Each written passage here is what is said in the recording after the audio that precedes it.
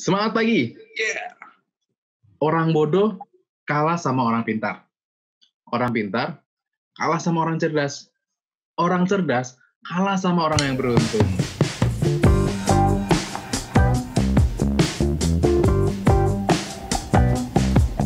Ya, teman-teman pasti sering banget dengar istilah-istilah kayak gitu. Nah, pasti teman-teman juga pengen dong jadi orang yang beruntung. Permasalahannya, katanya keberuntungan itu hanya untuk sebagian orang. Betul begitu? Ayo kita obrolkan dengan Mas Pusta. Menurut Mas Pusta bagaimana? Oke, Bro Andi, ya ini soal keberuntungan menarik sekali nih. Karena ada yang bilang keberuntungan itu memang ada orang yang terlahir beruntung. Ya kalau kita mempelajari ilmu-ilmu tertentu memang ada yang mengatakan orang-orang tertentu punya keberuntungan yang lebih. Terus gimana dengan orang yang tidak terlahir seberuntung itu? Ternyata ada satu rumus yang menarik nih, Bro Andi. Ya, pertama beruntung itu bisa diciptakan.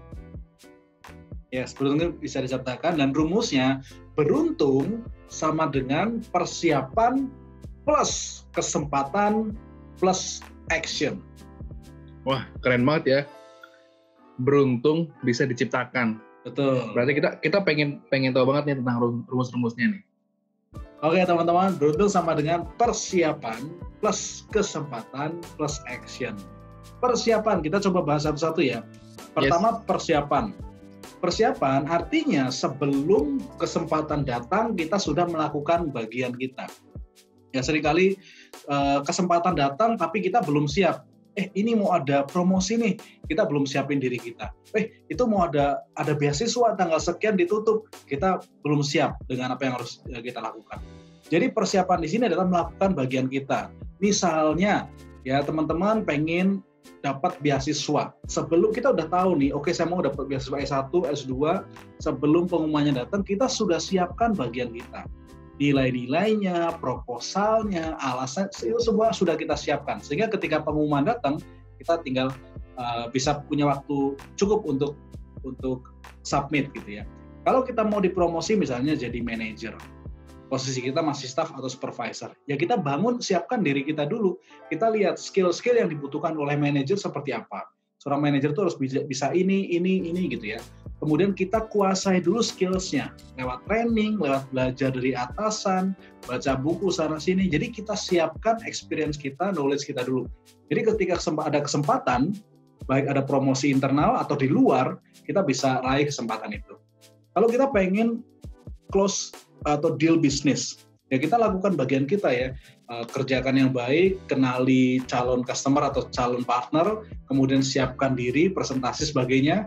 Ketika kesempatan datang, kita sudah siap. Jadi yang pertama adalah persiapan, Bro Andi.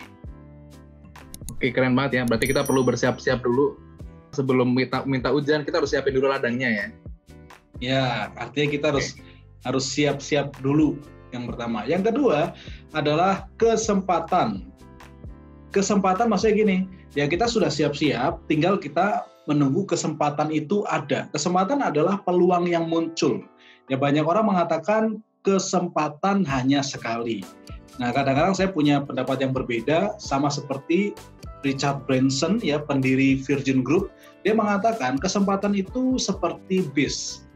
Jadi kayak bis aja. Kalau bis itu apakah cuma datang sekali?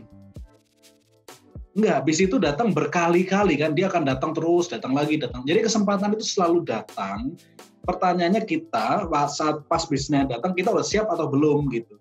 Jadi kesempatan akan selalu datang, saat kesempatan yang tepat muncul kita bisa meraih peluangnya gitu. Jadi kesempatan itu selalu datang. Kalau kesempatan itu nggak datang, kita bisa ciptakan sendiri kesempatannya. Misalnya seperti yang dilakukan oleh Sylvester Stallone ya, dia coba jadi aktor film tapi nggak ada yang mau gitu. Jadi dia ciptakan kesempatan sendiri dengan menulis sendiri naskahnya.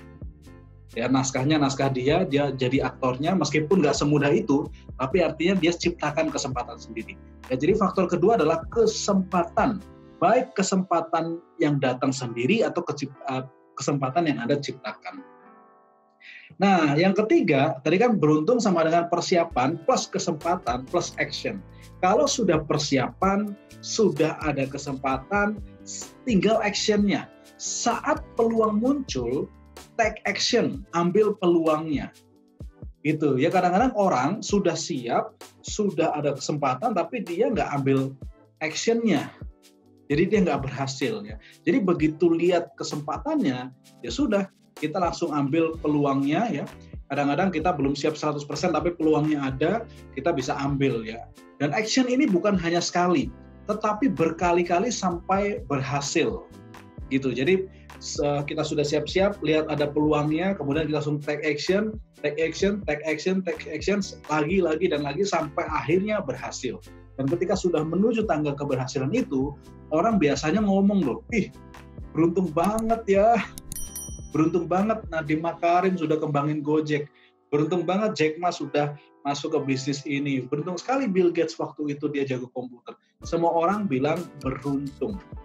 Padahal sebenarnya beruntung itu nggak seperti kelihatannya ya, ada yang dipersiapkan. Jadi rumusnya tadi Bro Andi, beruntung sama dengan persiapan plus kesempatan plus action. Thank you, serinya luar biasa sekali Mas Pusta.